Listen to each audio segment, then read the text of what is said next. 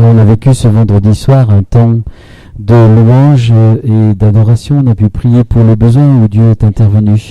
Nous voulons voir l'action de Dieu. Amen. Nous ne sommes pas des hommes, et je relève cela, des hommes ordinaires. Nous ne sommes pas des hommes extraordinaires ou des femmes extraordinaires, mais nous sommes des hommes et des femmes ordinaires.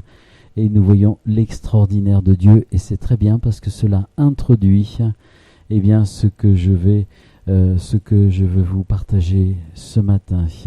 Amen. Merci Seigneur de faire ton œuvre, merci de bénir, merci d'agir, merci de répondre aux besoins Seigneur, merci d'intervenir avec force, avec puissance encore Seigneur, et de toucher nos cœurs ce matin dans le nom de Jésus. Amen. Alors, c'est vrai que c'est aujourd'hui la journée de la collecte missionnaire. Je pense que, suivant comment Dieu va conduire, on va faire un petit exercice à la fin, puisque la semaine prochaine, ça devait être la semaine pour les chrétiens persécutés. Et finalement, nous avons notre orateur Moussa Koné qui risque de prendre beaucoup de temps. Et je pense qu'on va faire un petit exercice à la fin de prière. On va intercéder ensemble pour les chrétiens persécutés, puisque nous avons vu dans le cadre de l'APEA, c'est-à-dire l'Association protestante évangélique annécienne, 2 temps forts en octobre. Le 15 octobre, où nous avons eu le film avec Eric Baumann, et puis nous avons eu un temps de prière cette semaine. Alors la communication n'a pas été très bonne, mais peu importe, il y avait quand même un noyau qui était là et nous avons prié donc à l'église de Pentecôte. D'ailleurs, ces réunions de l'APEA, nous allons les faire plutôt le vendredi soir. On a convenu avec nos autres responsables d'église pour que un plus grand nombre puisse participer, pour que cela ne soit pas une autre réunion. Donc je pense que vous recevez beaucoup d'informations, que ce soit par le journal Portes ouvertes, et on prendra un petit temps de prière pour prier à la fin pour l'église persécutée. Vous savez que le peuple le plus persécuté actuellement, c'est l'église de Jésus-Christ. Je le dis en toute honnêteté, vous savez que les musulmans sont persécutés. Et ils sont persécutés en Inde. Vous savez que, et c'est vice-versa, les hindous sont persécutés quand ils vont au Pakistan. Vous savez aussi que les juifs sont persécutés. Mais les chrétiens qui vont en Israël, ou ceux qui trouvent le Yeshua, le Messie, sont aussi persécutés en Israël. Et j'ai encore dernièrement des infos, c'est difficile de témoigner. Mais actuellement, le peuple le plus persécuté, ce sont les chrétiens. Alors c'est vrai que nous en échappons un peu en Europe. Et c'est d'ailleurs une étude qui a été faite par un journaliste qui est très très bien faite. C'est un gros pavé où il parle de toutes ces persécutions qui existent dans le monde, et il cite plusieurs pays. C'est un livre qui est très très bien fouillé. Les Syriens aussi qui fuient ces pays, aussi sont, bien sûr, il y a des musulmans, mais aussi il y a des chrétiens qui sont aussi persécutés. Et notre devoir, c'est de prier pour toutes ces personnes, pour que Dieu les touche, pour que Dieu protège, pour que Dieu les secourt, pour que Dieu intervienne. C'est ce qu'on va faire à la fin. Amen. Excusez-moi de cette introduction. Je voulais parler ce matin d'une thématique qui s'appelle la puissance de Dieu dans notre faiblesse. Et nous avons un petit peu vu ce matin quelques bribes. Je vais prendre ce texte avec vous qui se trouve dans Genèse chapitre 3 versets 1 à 6, et nous allons c'est pas Genèse, c'est Exode, excusez-moi. J'ai fait une erreur dans mon texte, c'est Exode. C'est le début d'ailleurs de l'œuvre de Dieu qui se passe, donc il va commencer en Égypte où le peuple va être libéré, et nous voyons cela dans Exode chapitre 3 versets 1 à 6.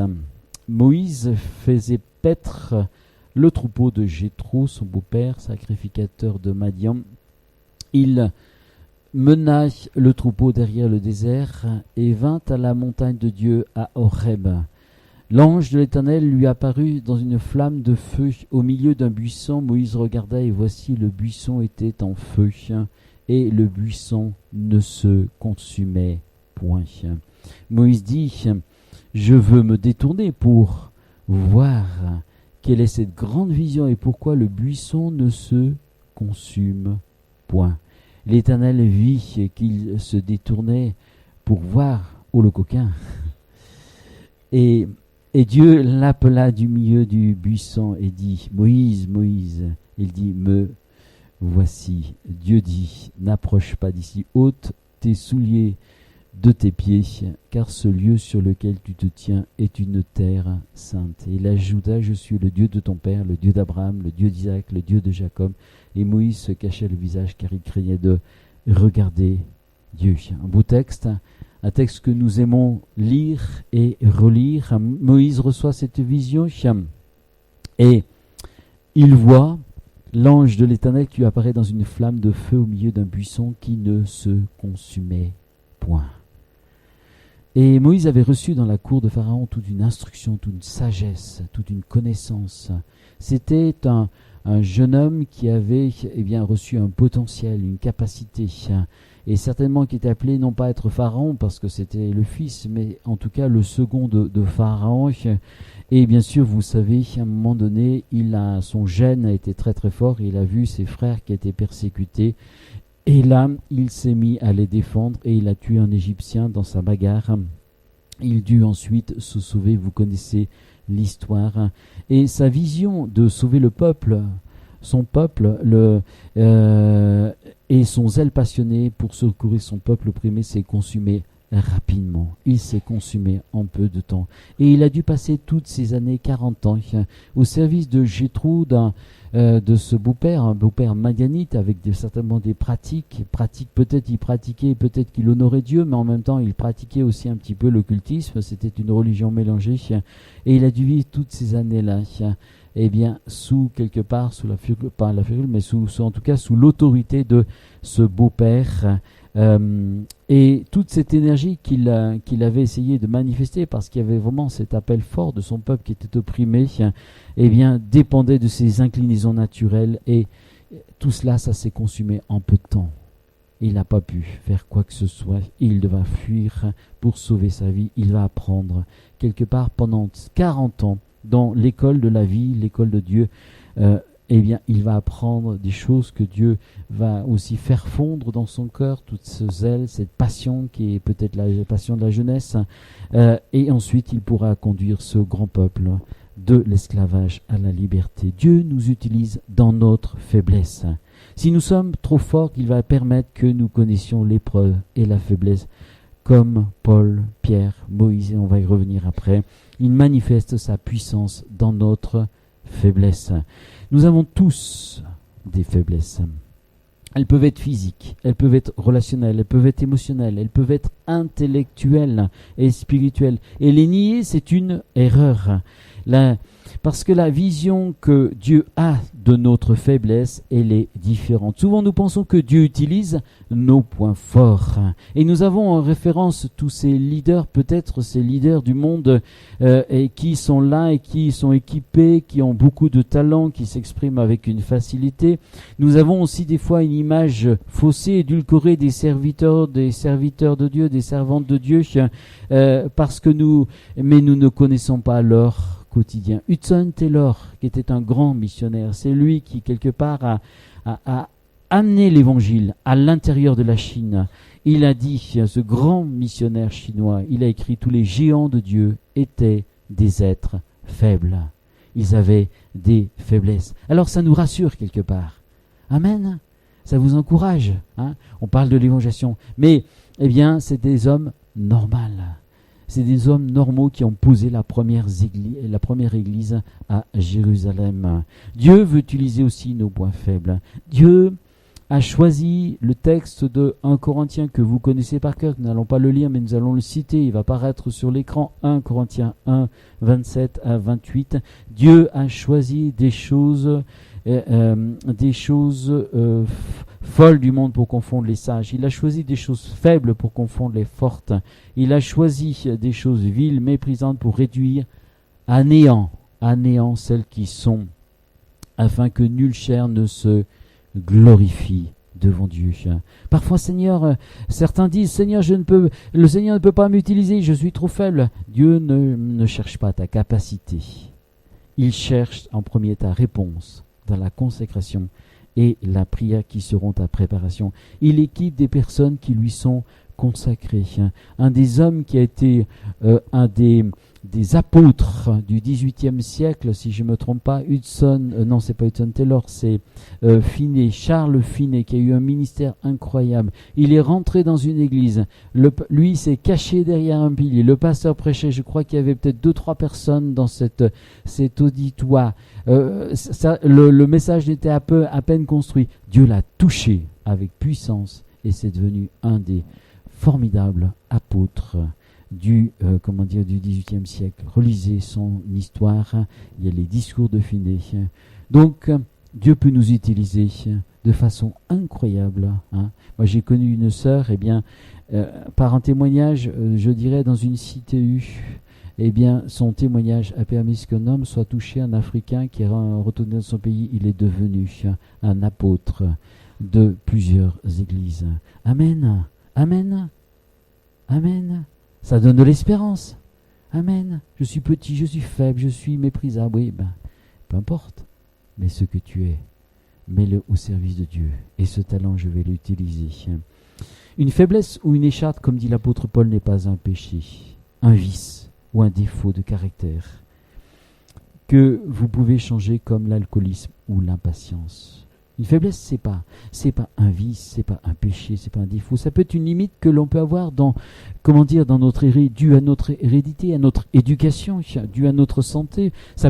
Elle peut être aussi émotionnelle. Il y a des gens qui ont plus de fragilité émotionnelle et ça, il faut l'accepter. Il faut aussi, on est là pour s'entourer les uns les autres. Il y a des gens qui, à un moment donné, des fois, craquent et on prie pour eux. Mais le talent de Dieu est là, la bénédiction de Dieu. J'ai connu un serviteur de Dieu qui était un homme formidable et quand il donnait les choses de Dieu, mais il y avait des choses dans sa vie qui étaient complètement, je dirais, presque détruites.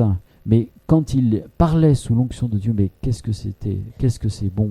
Et quand il prie pour les gens, qu'est-ce que c'est bon, qu'est-ce que Dieu fait des belles choses. Amen. Donc, un handicap, ça peut être un manque d'énergie, une maladie chronique. Je pense à je ne sais pas, c'est pas Bini, je ne sais plus, ce serviteur de Dieu qui est décédé, qui s'est retrouvé paralysé dans sa vie et qui est l'homme de miracle. Il est parti aujourd'hui auprès du Seigneur de miracles, de guérison. Il a été pour plusieurs, surtout aux États-Unis et puis dans d'autres pays. Dieu l'a utilisé. Le pasteur indien, nous avons eu le privilège de l'écouter, il travaille dans une grande région en Inde, Joshi Chaco, nous citait la vie d'un de ses équipiers, un autre pasteur indien qui conduit une église importante en Inde. Même, je crois que de son ministère, s'est développé 70 églises. Il est allé le voir, il lui a posé ces questions, il lui dit, mais comment tu fais, et il lui pose ces questions, bien il dit, je prie, je ne sais pas lire, je ne sais pas écrire. Il écoute, il prie. Et je peux vous dire que Joshi a été, lui qui a quand même une très bonne éducation, qu'il a reçue, je crois, c'est en Australie. Il a été surpris, il nous a donné ce témoignage. Un homme que Dieu utilise dans sa faiblesse. Ça donne de l'espoir. La troisième pensée que je donnerai, c'est une force. Et nous allons prendre un texte qui va être dompté ou brisé. L'histoire que nous allons prendre, qui se trouve dans les Juges, que vous connaissez bien, est celle de Samson. Samson, Juges 14, versets 5 à 9. J'aime beaucoup cette histoire parce qu'elle montre quelque part que elle donne une image par rapport justement à cette vie naturelle qui va être brisée, mais que Dieu va aussi agir. Que Dieu agir par une image qui se trouve, nous allons lire ce texte, il se trouve dans Juges chapitre 14 versets 5 à 9. Les enfants alors pour ceux qui cherchent, je suis dans Josué d'ailleurs, tout va bien ce matin, alléluia, j'ai un brouillard aussi sous mes yeux. Alors Juges 14 versets 5 à 9, c'est après pour ceux qui cherchent un petit peu, ceux qui ont encore un petit peu de difficulté de trouver certains textes. Vous savez, après 40 ans, les petits prophètes, des fois, je piétine encore. Alors, je ne vous jette pas la pierre à ce niveau-là. Tu peux couper le téléphone, s'il te plaît. Merci. Juge 14, versets 5 à 9. Samson descendit avec son père et sa mère à Timna. Lorsqu'ils arrivèrent aux vignes de Timna, voici un jeune lion rugissant vint à sa rencontre. L'esprit de l'Éternel saisit Samson, et sans avoir rien fait à la main, Samson déchira le lion comme on déchire un chevreau. Il ne dit point à son père, à sa mère, ce qu'il avait fait. Il descendit et parla à la femme, et elle l'eut plus. Après quelque temps, il se rendit de nouveau à Timna pour la prendre et se détourna pour voir le cadavre du lion. Et voici, il y avait un essaim d'abeilles et du miel dans le corps du lion. Il prit entre ses mains le miel dont il mangea pendant la route. Lorsqu'il fut arrivé près de son père et de sa mère, il leur en donna et ils en mangèrent. Mais il ne leur dit pas qu'il avait pris ce miel dans le corps du lion. Et ensuite, nous lisons aussi ce texte un tout petit peu plus loin, 13 à 14. Il y a eu une bagarre, Israël était opprimé, les Philistins étaient là et créaient vraiment des gros problèmes dans le pays d'Israël. Israël était comme occupé et il y avait une oppression sur Israël.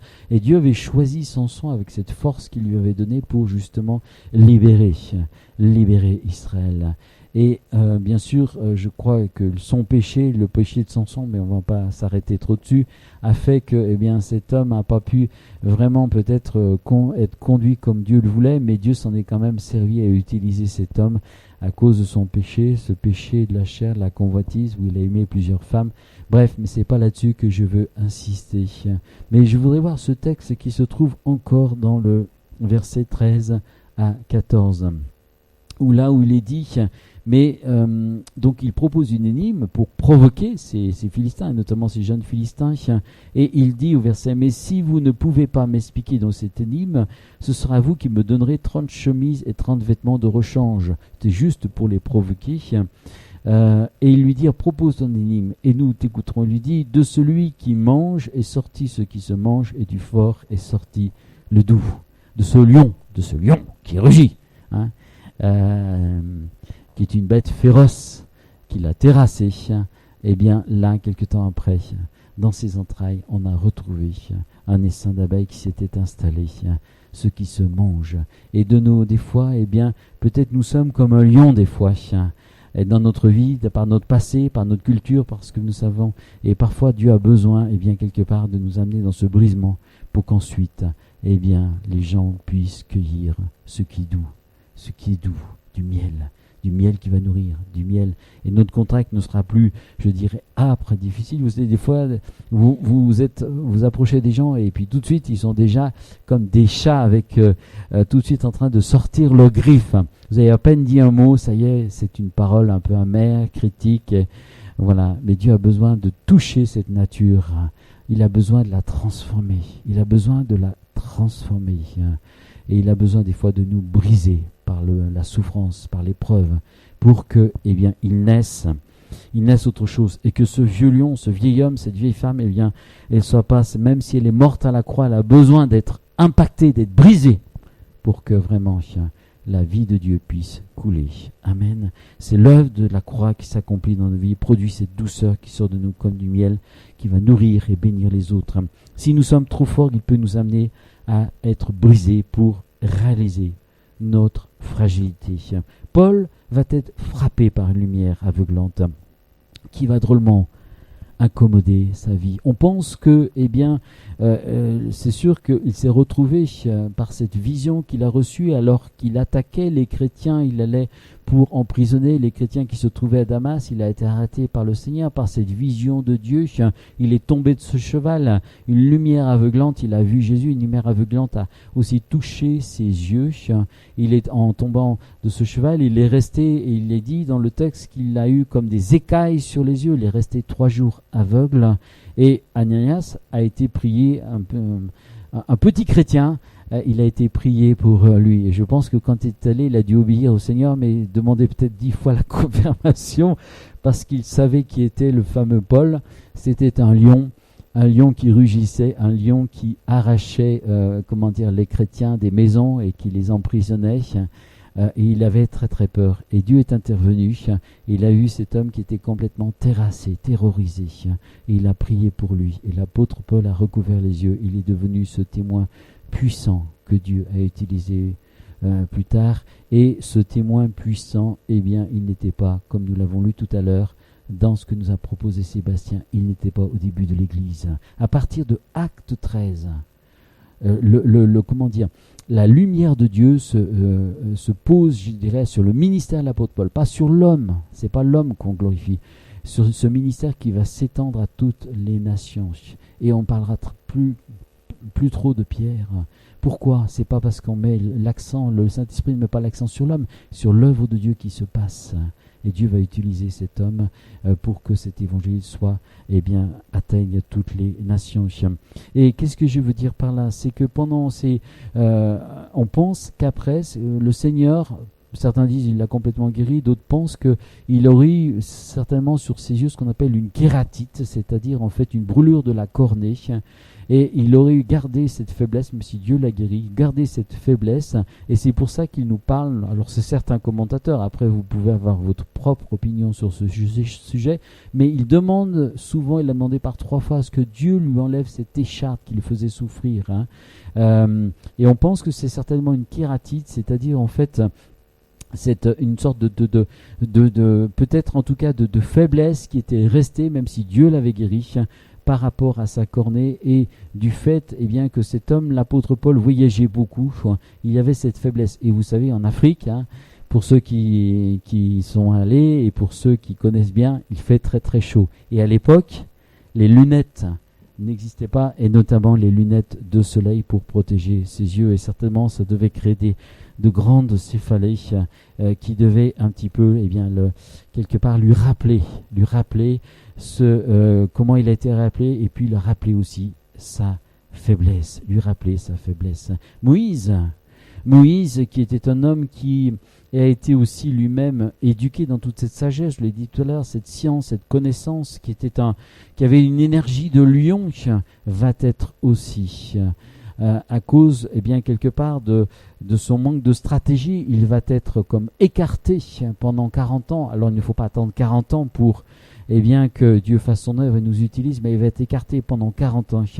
Et là, pendant toutes ces années, il va apprendre ce qu'est la faiblesse. Et c'est quand même un vieillard quand même qui va ensuite sortir, repartir dans le pays d'Égypte pour ensuite être ce libérateur qui va entraîner tout son peuple hors d'Égypte et le conduire vers le pays d'Israël. Je pense aussi Pierre à l'impulsif, où ça a été beaucoup plus rapide, qu'il va perdre sa prétention. C'est un homme impulsif, c'était un meneur, c'était un leader déjà dans l'âme. Et cet homme, eh bien, dans cette étape, je dirais, du reniement, va être aussi brisé, il va être impacté. Et plus tard, il connaîtra la prison, il connaîtra aussi la délivrance miraculeuse de la prison, il connaîtra à la fin de sa vie, la tradition nous dit qu'il est mort en martyr sans renier le Seigneur. Mais quelle onction a été libérée après ce passage difficile de ces hommes, où ils vont être comme ce lion qui va être déchiré, pour ensuite, eh bien, que Dieu puisse poser cette onction, puisse poser ce miel dans leur cœur. Et parfois, eh bien, les épreuves sont utiles pour nos vies, pour que Dieu puisse poser des choses nouvelles. Amen, nous avons besoin de connaître cela. La 4e idée, c'est que je dirais qu'il faut, et nous allons prendre le texte, alors peut-être que ce texte va faire réagir plusieurs personnes, mais pourtant c'est pas moi qui le dis, c'est l'apôtre Paul, c'est dans 1 Corinthiens chapitre 12, 9, et ce point, c'est se satisfaire dans nos faiblesses, se satisfaire dans nos faiblesses. C'est décapant ça. C'est choquant ce que je dis. Il ne s'agit pas de se complaire. Il ne s'agit pas, dans nos faiblesses, il ne s'agit pas de s'apitoyer sur soi. Que dit Paul dans 1 Corinthiens chapitre 12 ? Et là, je crois que c'est important qu'on s'arrête sur ces 2 Corinthiens, chapitre 12. Je suis fâché ce matin avec les textes. Ne vous inquiétez pas, je suis fâché. Il est dit 3 fois, eh bien, on peut le lire juste avant, 2 Corinthiens 12, versets 7 à 10. Et pour que je ne sois pas enflé d'orgueil à cause de l'excellence de ces révélations, il m'a mis une écharde dans la chair. Oui, je ne disais pas des bêtises. Une écharde dans la chair, un ange de Satan pour me souffleter et m'empêcher de m'enorgueillir. Donc c'est cette souffrance qui revenait de temps en temps. 3 fois, j'ai prié le Seigneur de l'éloigner de moi. Il m'a dit, ma grâce te suffit, car ma puissance s'accomplit dans la faiblesse.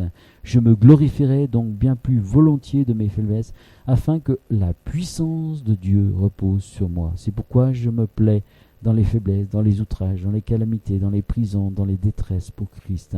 Car quand je suis faible, c'est alors que je suis fort. Alléluia. C'est alors que je suis fort. Il rajoute, il se plaît dans les faiblesses, il se plaît dans les calamités, il se plaît dans les détresses, il se plaît dans les persécutions. Quand je suis faible, c'est alors que je suis fort. On est loin d'un évangile qui recherche le bien-être, la plénitude, la non-difficulté, la recherche d'un secours immédiat, la prière magique que l'ancien, le pasteur fait ou autre, ou l'évangéliste, ou même le chrétien. On est loin de cela.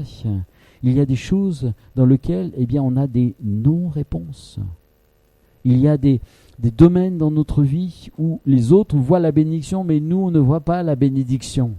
Mais ça fait partie aussi de ces souffrances que l'on doit accepter, ou de ces frustrations, des fois, qui ne sont pas nécessairement des souffrances que l'on doit accepter. Comme l'apôtre Paul, qui était affecté par cette kératite oculaire. Se satisfaire dans nos faiblesses, c'est aussi savoir vivre dans l'humilité. Parfois, Dieu nous amène dans cette humilité par l'échec à cause de notre orgueil et notre sentiment de suffisance. Gédéon, quelle belle image aussi dans les juges. Le livre des juges, vous savez, commence un peu triste, chacun faisait ce qui lui semblait bon.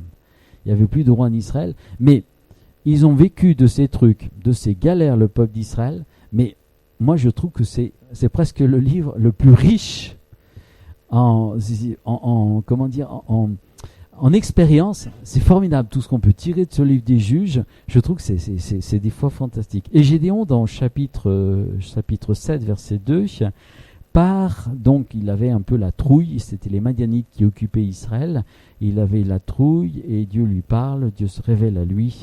Et ensuite, il le fortifie et Gédéon commence à prendre un peu d'assurance, et là il part combattre et Dieu le conduit à se séparer. Il y avait 22 000 hommes. Maintenant tu te sépares de tous ces, tu en prends, je ne sais plus si c'était 300 au départ, ou au départ c'était moins de 3, c'est un peu plus de 300, mais tu te sépares. Je vous laisserai lire ce texte. Et il se sépare de beaucoup d'hommes, et il ne veut pas que ces hommes disent, c'est de notre main que nous avons été délivrés. Et donc il se sépare de beaucoup d'hommes. Et c'est avec 300 hommes qu'il va prendre la victoire. Ces hommes qui auront un vase, qui mettront une torche dans ce vase, et qui vont briser ce vase. Et ça va faire tellement peur aux Médianites qui vont s'entretuer et qui vont s'enfuir. Et la victoire va être donnée dans le pays. Quelle belle histoire! Et Dieu dit à ce moment-là, je ne veux pas que vous tiriez gloire à cause du nombre, mais que vous voyez comment Dieu est capable de répondre et comment Dieu est capable d'agir. Ils doivent réaliser que la victoire, elle n'est pas liée à la puissance du nombre, mais à l'obéissance de la parole. Amen. À l'obéissance de la parole. Combien par moments nous sommes privés d'une vraie victoire et d'une bénédiction qui se prolonge, car on s'est attribué le résultat de la prière exaucée, de la réussite d'entreprise. Nos sœurs nous ont témoigné, mais je pense que c'était des fois dans la faiblesse, se dire, mais c'est incroyable ce que tu fais, mais moi je ne suis pas capable. Mais tu bénis, mais tu réponds, mais tu agis, mais tu exauces. C'est incroyable toutes les portes qui s'ouvrent. J'ai l'impression que sur le Sénégal, il y a quelque chose qui est en train de se passer en ce moment, peut-être plus fort que sur d'autres pays en ce moment. J'ai l'impression, ça fait plusieurs fois que j'entends des témoignages assez conséquents sur ce pays. Que Dieu soit béni s'il met sa lumière et s'il agit, il touche l'Afrique. Et là, des fois, on a peut-être entendu cette expression, ou peut-être pensé, oh, si cela marche, c'est parce que j'étais là. Vous ne l'avez pas pensé, vous ne l'avez pas exprimé.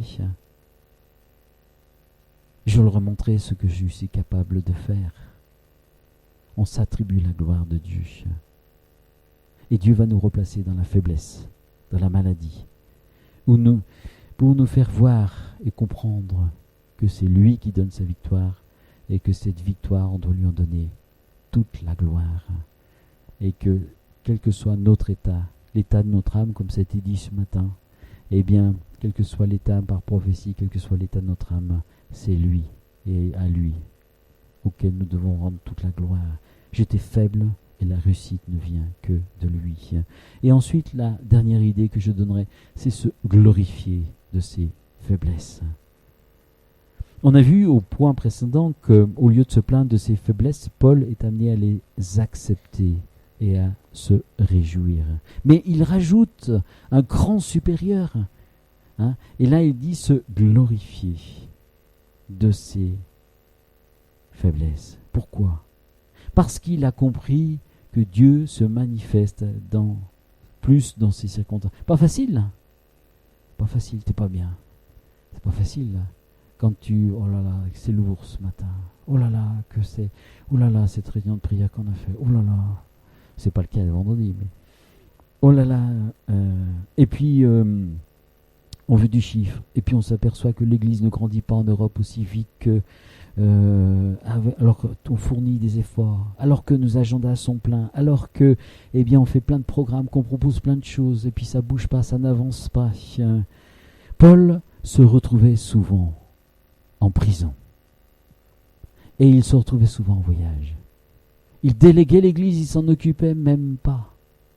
Il connaissait la persécution, il connaissait l'oppression, il a été souvent mis à l'écart. Et l'Église grandissait. Et Dieu opérait des miracles et des prodiges et faisait grandir les églises. C'est une vision qui est complètement différente. Alors je ne veux pas dire qu'il ne faut pas faire des stratégies.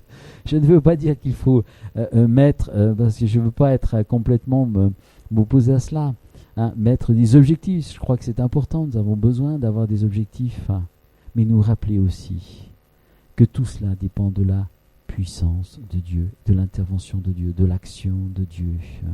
Vous avez des églises, elles rôdent, ça ronronne, ou même des fois des églises, ça marche bien, on sent qu'il y a une action, tout ça. Ah oui, c'est vrai qu'il y a des conversions, mais les gens, il y a des prières pour les malades, mais les fruits sont quand même maigres. Oui, il y a peut-être des gens qui s'approchent du Seigneur, des gens qui sont touchés, qui sont plus ou moins impactés, mais elles sont grandes. Elles grossissent encore parce que c'est bien, parce qu'on a un évangile qui accueille, un évangile social et qui accueille les gens. Mais au fond, est-ce qu'il y a de vrais disciples ? Est-ce qu'il y a de vraies personnes qui sont nées de nouveau ? Est-ce qu'il y a de vrais miracles ? Est-ce qu'il y a la vraie puissance de Dieu ? Amen. Il faudrait regarder tout petit peu plus près. Donc Dieu opérait des miracles, faisait grandir ces églises. Mais c'est une vision qui était complètement différente. On ne cherche pas à faire grandir l'Église. On ne cherche pas la stratégie, mais on cherche la prière, l'action de Dieu, la relation de Dieu et la manifestation de Dieu. Et Paul se glorifiait de ses faiblesses. Apprendre à se vanter que de ses faiblesses. Je suis faible, je suis encore faible. Béni soit Dieu, mais Dieu agit. Et il est cité. Plutôt que de se glorifier, t'as vu ce qui s'est passé, t'as vu ce qui s'est passé en Afrique, t'as vu ce qui s'est passé ceci, t'as vu quand on a prié, t'as vu, non. Béni soit Dieu. On devrait changer notre langage. Béni soit Dieu. J'étais faible, mais Dieu agit. Je me sentais démuni, mais Dieu agit. Mais je suis arrivé dans cette réunion, mais j'avais un mal de crâne, mais j'étais complètement au fond, un peu dans une sorte de découragement, de déprime. Et puis j'ai senti l'onction de Dieu et Dieu est intervenu. Ça m'est arrivé. Je ne vous le cache pas. Beaucoup de fois. Je sentais l'oppression, je sentais tout le contraire. Et Dieu est intervenu. Ou des fois on vient m'interrompre dans un programme. Et puis j'y vais, Dieu agit. Amen. Se glorifier dans ses faiblesses. Amen. Je me sens découragé et attaqué dans mes pensées. Je sens l'opposition, l'oppression. J'entends la critique, j'entends les reproches qui sont des fois justifiés, les menaces. Je vois aussi des fois le découragement de ceux qui quittent leur engagement. Je suis sans cesse en train de regonfler. C'est ce que faisait l'apôtre Paul aussi, de regonfler tout le monde, de porter, d'insister. Et personne ne pense à moi. Seigneur, je te glorifie de ces moments, de mes faiblesses. Je te glorifie de ces moments de difficulté. Je me réjouis de voir comment tu vas nous délivrer. Voilà la vision de l'apôtre Paul. Ce n'est pas dans cette église, il n'y a que des gens faibles. Dans cette église, il n'y a que des choses qui ne vont pas. L'organisation de Baral, n'en parlons pas. C'est connu sur tout Annecy. Alléluia. Mais peu importe. On fait des efforts. Notre frère nous aide beaucoup. Notre frère Jérôme, il a un talent pour cela et nous le bénissons. C'est une catastrophe. Peu importe. Mais l'important, c'est que je veux voir des hommes, des femmes guéris. Je veux voir des hommes, des femmes nés de nouveau. Je veux voir des gens touchés. Je veux aussi que chaque chrétien devienne un disciple de Jésus-Christ, soit équipé pour bénir, pour libérer, pour guérir, pour encourager, pour former. Amen. C'est ça la vision. Amen. Je me réjouis, Paul dit. Et je prie pour que tu pourras. Un jour, Hudson Taylor reçoit un frère qui, et je vais terminer là-dessus, qui apportait des nouvelles désastreuses d'une situation sur le terrain missionnaire. Et ça m'a vraiment surpris dans ce... Et que fait-il? Bien sûr, il entend ce frère, et ce frère a dû le noter parce que ça l'a surpris. Il n'intercède même pas pour cette situation, alors que c'était un homme de prière. Taylor était un grand homme de prière, mais à ce moment-là, il se met au piano et il chante des cantiques et il loue le Dieu du ciel. Il loue notre Dieu. Il rentre dans la présence de Dieu, dans l'adoration, et se met à louer Dieu. Cet homme avait compris ce qu'était le repos de Dieu. C'est son œuvre, c'est son Église, c'est son ouvrage. Amen. C'est son ouvrage. C'est lui qui donne l'extension, c'est lui qui donne les capacités, c'est lui qui augmente les dons, les talents, les choses comme ça. Bien sûr, nous avons besoin de toute la bonne volonté, de tout l'engagement, de tout. Et béni soit Dieu pour tous ces engagements, béni soit Dieu pour tout le travail missionnaire qui est fait au milieu de nous, pour tous ces frères, ces sœurs qui, soulagent les uns les autres, se portent. Il y a ce maillage, ces liens qui se créent les uns les autres. Amen. Réjouissons-nous, ne regardons pas toujours au verre à moitié vide, mais regardons à ce que Dieu fait. Moi, je me réjouis. Et je regarde en travers. J'ai pas seulement une vision non seulement égoïste, je veux dire, de ce que je fais ou de ce que les anciens font, mais je regarde, je vois des hommes, des femmes qui travaillent, des hommes, des femmes qui encouragent, des hommes et des femmes qui secourent, des hommes et des femmes qui savent aussi s'exhorter les uns les autres, comme dit l'apôtre Paul, afin que le corps soit protégé. Il y a tout un travail caché, que même moi je vois pas, mais que Dieu voit et que Dieu prend en compte. Béni soit Dieu. Et soyez-en encouragés. Amen. Tout homme a des faiblesses, il doit la connaître. La faiblesse n'est pas une addiction ou un péché, mais elle peut être une fragilité physique, psychique, émotionnelle. Nous devons connaître le brisement de Dieu, tel ce lion qui a besoin d'être impacté, touché, pour qu'ensuite il en sorte le meilleur. Et nous devons aussi apprendre à se satisfaire dans nos faiblesses et à se glorifier de nos faiblesses. Béni soit Dieu. Je vais prier et puis je vous demanderai après qu'on ait quelques minutes. Peut-être que vous pourrez prier aussi pour vous, par rapport à ce qui a été dit. Vous pouvez le faire intérieurement pendant que je prie. Mais je voudrais qu'on se retrouve après à 3 ou 4 personnes, qu'on se tourne les uns les autres. On va prier pour l'église persécutée parce que c'est une église qui souffre. Vous savez, ce que je disais jeudi soir en partageant, chaque pasteur a partagé, et l'apôtre Paul nous rappelle que nous sommes aussi dans un corps. Ces frères souffrent. Les prisons en Iran, en Irak, en Afghanistan ou ailleurs, vous savez, c'est pas des prisons chauffées, c'est pas des prisons climatisées, c'est pas des prisons où il y a de belles toilettes, où on peut prendre une douche. C'est des prisons en Chine, en Corée du Nord, celles qui existaient dans les goulags en Russie. C'était et c'est difficile. Et on doit prier pour ses frères, ses sœurs, pour que Dieu les bénisse. Amen. Seigneur, merci de bénir encore ta parole. Merci de nous encourager. Merci de nous faire de plus en plus réaliser que tu te glorifies dans nos faiblesses, Seigneur. Ô Seigneur, que tu te manifestes dans nos faiblesses et que nous devons nous satisfaire dans nos faiblesses, nous plaire dans nos faiblesses. Non pas, Seigneur, Seigneur, non pas s'apitoyer sur nous-mêmes, c'est pas ce que tu nous dis, mais de comprendre, vraiment d'avoir cet élan du cœur qui est comme un sursaut qui te dit, ah Seigneur, oui, je suis faible, mais toi tu es fort. Oui, je me sens de plus en plus vulnérable, je me sens de plus en plus incapable, incompétent, mais toi tu es compétent en moi. Et je compte sur toi, je compte sur ta grâce. Amen. Et je me glorifie de ces faiblesses parce que je sais que tu vas agir. Amen. Priez pour vous. Amen. Merci Seigneur. Dites-lui merci pour, quelque part mes faiblesses. Tu les connais, mais je sais que tu vis en moi. Et je sais que ta force se manifeste en moi. Tu me l'as montré par ces exaucements. Tu me l'as montré par les encouragements qui m'ont été renvoyés de ces frères et ces sœurs qui ont été encouragés par ce mot d'encouragement, ce mot doux, cette parole d'à propos, Seigneur, qui leur a fait du bien, par cette prière qui a été exaucée. Alors je comprends aussi ce matin, et c'est le message que je veux vous envoyer, alors je comprends ce matin que je suis aussi utile, que je ne suis pas écarté de plan. Vous êtes utile pour Dieu. Amen. Où que vous soyez, nous sommes encore, vous êtes utile pour Dieu. Et Dieu a besoin de votre prière. Dieu a besoin de votre consécration. Dieu a besoin de votre amour. Il a besoin de que vos émotions soient consacrées à lui pour bénir le peuple de Dieu, pour aussi toucher ceux qui ne le connaissent pas. Amen.